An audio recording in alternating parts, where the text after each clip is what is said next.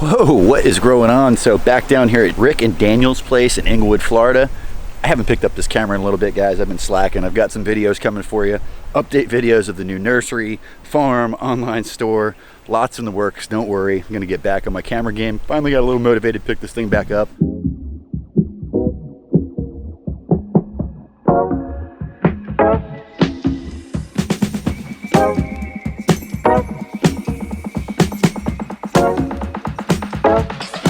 This place looks unbelievable. There's all kinds of new additions here, from cheeky huts to worm composting to compost tea craziness to just unbelievable growth. This place has come a long ways since the hurricane. They're also finally getting some rain down here. We just got our rainy season started, so unbelievable amounts of mulch coming in here on this small urban scale.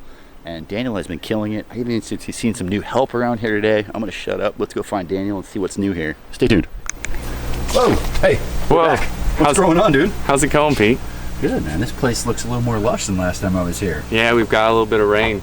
A little less water time? Oh, yeah, a little bit. A little less? What, we down Past from few 10 weeks. hours to 6 hours a day or something? All right, man. What's new? Tell me what's going on around here. Oh, gosh. Oh, everything. I mean, pretty much everything. We have a lot of stuff, as you've seen before. Our native flower bed area it's kind of diminished a little bit in the summertime, but we've replanted a few things. We have coreopsis popping everywhere. We've had tons of Spanish needle, which is a nice native plant, but we've been getting rid of them for having more flowers. Have some guys popping up over in here. And the butterflies have been very happy lately. They're everywhere. No lack of butterflies in here. Not at all. Wow. All the see all of our elderberry going crazy? Yeah, we got like an elderberry jungle. If you want to follow me up in here, we planted these bananas probably before last time you were here, like kind of late last summer. We almost never water them or anything, but they had a good establishment. Check it out, bananas. Whoa, that's a little wreck, huh? Yeah, nice little one, but check out the one down in there. There's a nice dwarf Namwa. What do you got going on here? What's this custom conduit craziness you got going on? Oh, with the wire twist. This is a new thing that we have made. We've been losing too many bananas falling down, especially in the summertime. We get a lot of wind, so now we're propping them up, and we're not going to lose any more bananas ever again. So that's 3/4 inch conduit, full 10-foot length. 10 feet. Yep. Yeah. Wired together, and okay. These babies are going to hold, we hope, at least through a category 1. We'll find out. Is this Rick's new patented design? Yeah. Okay. Yeah, Rick's design, and then we have a girl here working over the summertime doing work. She goes to high school, so she's here and lives in the neighborhood, and we actually had her make these. Really? Yeah, she was twisting them for a couple days. What variety are we working with? This is dwarf Namwa. Hey, those are a little bigger than the ones I had in the back of my truck. I know, that's why I was making fun of yours. Hey. I'm sorry. Sorry to make fun of your bananas. North Carolina bananas compared to Key West bananas, okay? Oh, that's a stud one down in there too. Yeah, come on through. Whoa. Oh, this one's a nice one. This one is giant Namwa. So I've realized people have had a lot of problem lately. I think the blue Java is the most like mislabeled banana ever, and everybody thinks that this giant Namwa is a blue Java.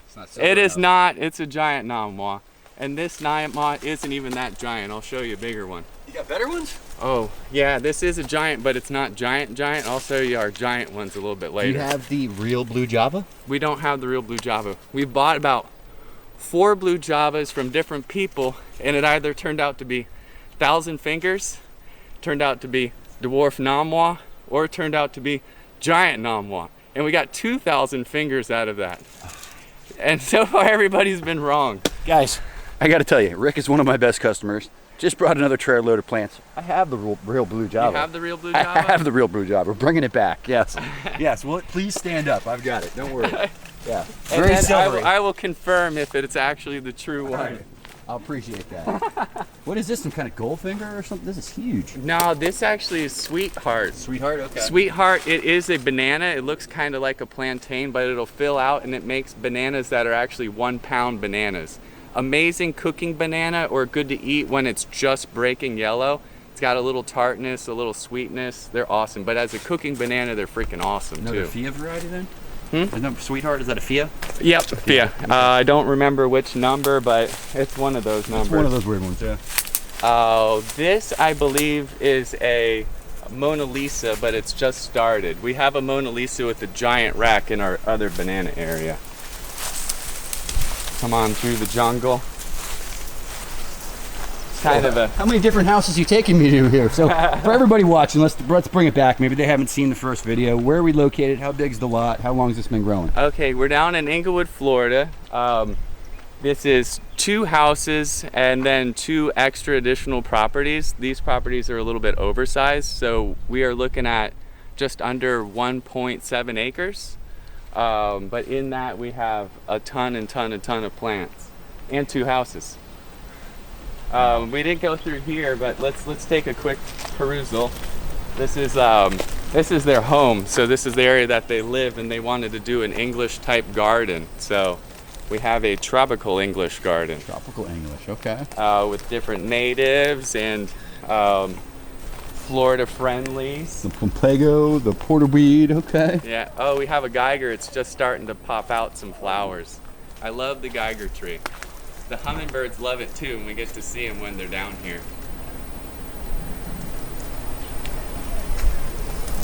Nice. A bunch of Hercules Club, which you got to try last time. Yeah, you were that's here. the mouth number, right? Yeah. And right now some have some berries on them. And for a while, UF was trying to promote people to grow that as a replacement for Szechuan. Wow. It's same family and everything, and I hear a similar flavor, very peppery and numbing. Guys, shade. It's like the air conditioning is on right here. Oh yeah, It's pretty unbelievable. Air conditioning Over here, on, it's air like you will die. conditioning Wow. Unbelievable. Our day blooming jasmine has really This shot thing up. blew up, yeah. We need to cut this thing. We cut it back every year, and every year it comes back a little bit You stronger. can see the cut marks right there from Yeah. last year at 8 foot. Yeah. Thing's a feast. It smells like nice, like kind of chocolate vanilla in the daytime. Is this when one of it's these blooming tropical olive things? What is this? hard. This Oh, that's is, I know this is Lignum- cannonball tree, lignum vitae, Yep. right? I don't. Nice. Yeah, Lignum vitae. Yeah. We have a bunch Yeah, of they made little ball citrus bearings out of pods. this tree. It's a neat thing. I like when it opens up and it makes this cool red colored seed that They are pulls gorgeous. Really nice hardwood. out. Have some, You said citrus? yeah, a little citrus. We Okay. got citrus pots all over the place. We should probably talk about that when we get in the back. You've had some good results with the Oh teas. yeah, we've been doing teas and we see a lot more fruit this year than we have been, and like way less disease. I'm actually impressed. Which is pretty much unheard of, to increase productivity and go down on disease Yeah. pressure with citrus. I mean, Well, yeah, but I never hear that. I was very, very, very doubtful. As I think you should helpfully be skeptical about things in life, and though I was skeptical, I am now a believer. This thing's cool. You saw it before, but it's more lush right now. It's got leaves on it. It makes this cool flower, which it's starting to bud. It's called shaving brush plant, I believe. It makes this weird shaving brush flower. And has the And most then gnarly that base is the coolest base thing in the world. trunk you've ever seen. It's like an African turtle on the ground. And that's not from just dying to the ground and coming back. That's just a natural growth habit then? Yeah, yeah. That's pretty cool. I like that. Joy tree. Some of them might have Oh, this some is the, flowers right now. Joy Michaela tree. alba also, right, with the white flowers. Yeah, yeah, smells. yep. Yeah, really Michaela nice. alba. Yeah. Michaela alba. And we have a bunch of them all Shayla, over. yeah, We I have. totally botched that up. I don't know how to say it either. I've only read it. Got to have the sweet almond, you know. Yep, sweet almond. Firebush all up in there, elderberry. With the joy tree too, we have the yellow versions as well, which I don't know the alternative name on it, but it makes a yellow type flower, which are quite pretty, and I believe it's like sacred in India, which is neat. Daniel, have you ever seen anything that attracts more beneficials than this? Maybe not more, but I would say the dwarf powder puff, like the bees like the dwarf powder puff just as much as this. Does it run for its money? Yeah, Wow. definitely. Okay. The dwarf powder puff, totally. And Okay. so if you want a native bee attractor, this one. You want somebody who's Florida friendly, dwarf powder puff. I like it. And dwarf powder puff is a lot more challenging to find at times, so it depends on where you are. They are. They're great. And I haven't witnessed the large powder puff flowers, but I'd imagine they pull in a similar amount of pollinators. So out of all this property, we've got no grass. Oh, very, very limited. Area where I park my truck has a little bit of grass. That's about it. Okay. We do have some sunshine mimosa growing out in patches in different places, but even that is starting to be mulched over. This is naturalized here then? Yeah, the Gaillardia? yeah. This pretty much, we don't do anything in this area It now. looks like mimosa and Gaillardia just kind of Mimosa, coming down. Gaillardia, and then the random Biden alba. Yeah, those are. What are you gonna do? I've been eating them lately, and then I recently got some chickens, and I've been giving them to the chickens, and I hear that it's supposed to be good for breathing issues and whatnot. Oh, yeah. And the chickens tear them up. Like, they like it more than other greens. So I used to, I didn't like them as much, but now since I've been nibbling on them and giving them the chickens, I like them more. But still don't like them enough to let them take over my garden. Is this our rare and exotic carrot wood again? This is the fruiting variety? This is a tree jasmine. It looks just like a carrot wood. It's killing me. I thought last time too. It's similar. I gotta find it. Oh wait, we got a flower. I'll prove it. Oh! Look at that. He's not lying, guys. And they smell wonderful. Oh, smell. Beautiful.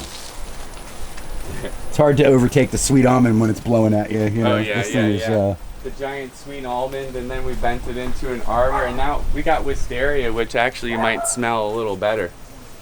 Those are beautiful too. Yeah. Oh, 20 degrees drop in temperature again. Ooh. We got the air conditioning on. Seriously. Between the breeze and the shade, it's really nice today for mid-June in Florida. I'll take it. Oh yeah, no, we got a lot of breeze. It's been quite nice. Pop through here, we have firebush. Gotta have that one. And we have, what is this, Dombea? Like a tropical hydrangea thing? Yeah, tropical hydrangea. Flowers like crazy in the wintertime. Summertime takes the summer off. Takes a break. Just as green in the summertime.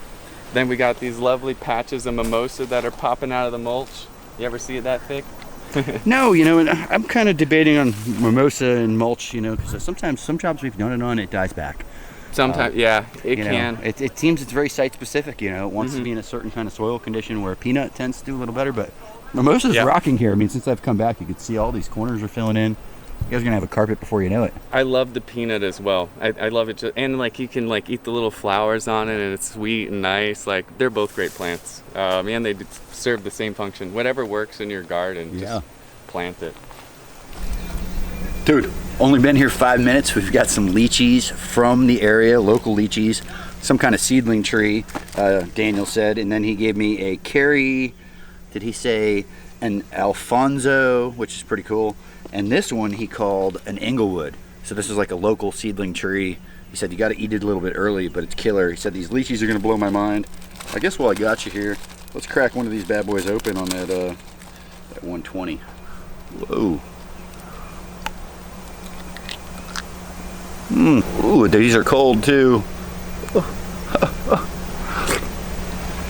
All right, that was delicious.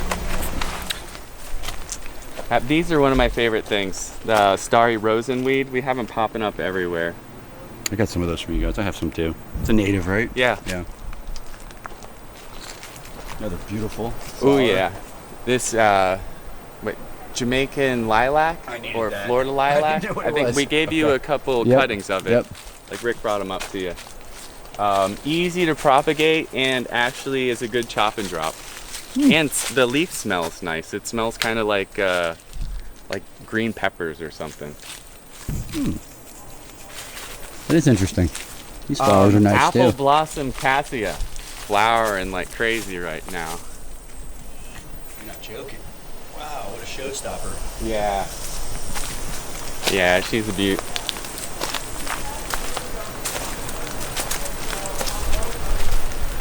More papayas just popping out randomly everywhere.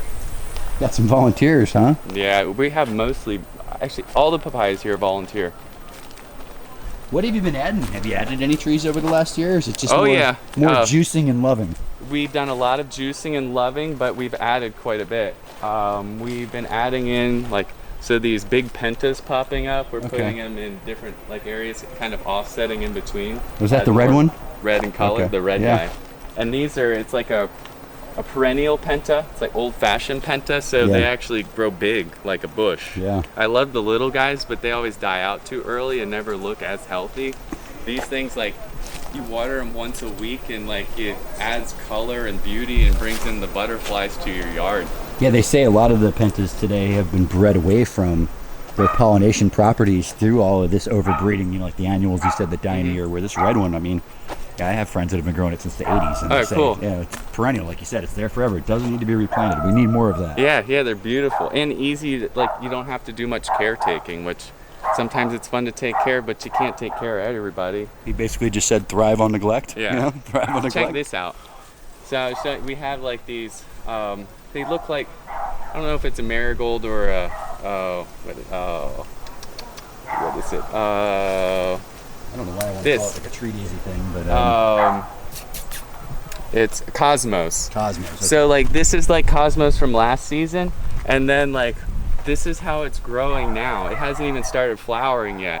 Wow. It's I'm 6'2", and it's gonna cover me over soon enough. You'll be hiding in the bush before you know it. Yeah. So it's these perfect chop and drop, and then bring in pollinators. They keep popping back. If they lay down, they'll root into the ground. Oh my gosh. But not in a bad way. They'll never take over or suck all the juice out of your plants like a lot of other plants. These things are nice. They're kind of bushy. I like how they fill too. Yeah. Oh, there's another one. Is it flowering? Yep. And then we got this awesome dwarf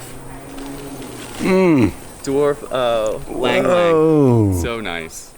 And it's flowering like mad right now. Odorific. Very fragrant. Ooh, up in here, this guy's about ready to shoot out. Have you ever seen a gardenia nitida? No, but you. Whoa. So this is one of the most fragrant gardenias. It always blooms after a heavy rain. Crazy long. These will open up tonight or tomorrow. It's a night one. So fragrant. It's you've never smelled such a strong bloom. They're amazing. The big lang lang, right? Yeah, the weeping lang lang. Weeping. Is it a different type? Yep. Okay. Different type. This is the mimosa. big version of it. Killing it. The fragrance of this flower is a lot stronger. Okay. And getting ready to have a massive bloom. Nice. Is that a gardenia? What do you got? Oh, another more jasmine? Fragrance. Okay. Yeah. Gardenias and brunfelsias. And this brunfelsia is porcelain brunfelsia. Fragrant in the evening and the morning time. Rick and Margie hanging out on this porch in the evening, and then they get to be surrounded by lovely fragrance when they do so. Yeah, we got this here, huh? Gremmel from you. I like it. And growing nicely here. The thinnest of all the jaboticabas, but a very huge fruit. I love your tags too. Good job. We're doing a pot in a pot also, which has been helping out a lot. I don't know if you saw, they might be reclassifying jaboticabas. Yeah? Yeah. Into what? And basically almost another species. Oh wow. Yeah. Well, either way. Interesting research done. Yeah. So we'll see what happens. It'll still be the same fruit though. Yeah, exactly. Let me show you some new things that we've just planted. Another Grimmel, kind of on the sparse side. I should mention that Rick has at least 50 of my jaboticabas over here now. Yeah. And he's not reselling them. He's just growing them and gifting them and enjoying them. Come on over here. Well, this is kind of a neat vine. It's what is it? It's Indian Buddleia. Indian Buddleia. So it's kind of like that northern plant that makes northern Buddleia. I have it, the Buddleia we call it. Yeah. It makes pretty little butterfly purple bush. flowers. Yeah, it smells this wonderful. Is giant Indian version of it. It's the tropical version. Whoa. Yeah. I really like the silver color it has to the leaves. Yeah, totally. Very pretty. Yeah. That's unique. We're doing different, we're experimenting now growing mushrooms around here. We've inoculated this pile of mulch with different blocks, we bought these blocks of wine caps and we smashed them up into different layers in this mulch pile, and we're going to see if it grows anything in there. Here's your armadillo entry. Yeah. Oh, Right near this. get him out of here. We got a yellow cacao. We got I was two gonna say yellow cacao. cacaos. Like that's She's not supposed to be a little here. thirsty. Yeah, Oh. we're trying. Actually, Rick wants to experiment with some very marginal things. So this is our marginal area. What's this artificial turf-looking stuff you got on the ground in here? Oh yeah, check this out. That's some leftover sod from the This front yard. This is wheatgrass. My mom grows Wheatgrass. wheatgrass and cuts it and sells it at the farmers market in Really? Sarasota. That's pretty cool. Yeah, and then we go over to her house, and then we bring it over here and break it down around everything. So I heard that's something you guys are moving towards. Is I mean, you're obviously closing the loop here, but zero waste, right? Yeah, we That's- are moving towards zero waste. Like South Sarasota County has changed. We're going to be off waste management come next year, which then means they're giving us 1 can for yard waste, and we create a lot of yard waste at times. So now, instead of sending it to the dump to be then mulched down and used for their purposes, we will be keeping it all here, and we're going to be doing anaerobic composting of it and aerobic composting of it, and see what we can do with its product. Very cool. And we create a lot of extra biomass around here, I can imagine. and we pull in a lot of extra biomass around I was here. gonna say, Mr. Rick goes to St. Pete weekly for the mushroom blocks, right? Sarasota. Sarasota. Okay. Yeah, which still, it's like he travels an hour that way and an hour back every That's week. unbelievable. He picks up like a bunch of mushroom blocks from a local business called Petrichor, and nice guy. Rick picks up the mushrooms, buys them off of him, and then brings them down here. We'll get some to rebloom, or we've been using them in compost in our raised beds. We've been putting them into the hot compost areas. We've been putting them everywhere. Breaking them down around plants, putting them down on the ground and putting mulch on them and seeing if they'll rebloom. We've been experimenting with whatever we can. So not just zero waste here, we're bringing in other waste here. Okay. We're breaking down other people's waste too. I like it. As long as An it's urban lot. biodegradable and organic, we will do it. Man. We have a breadfruit tree now. This is extremely marginal. They hate life under 50 degrees Fahrenheit.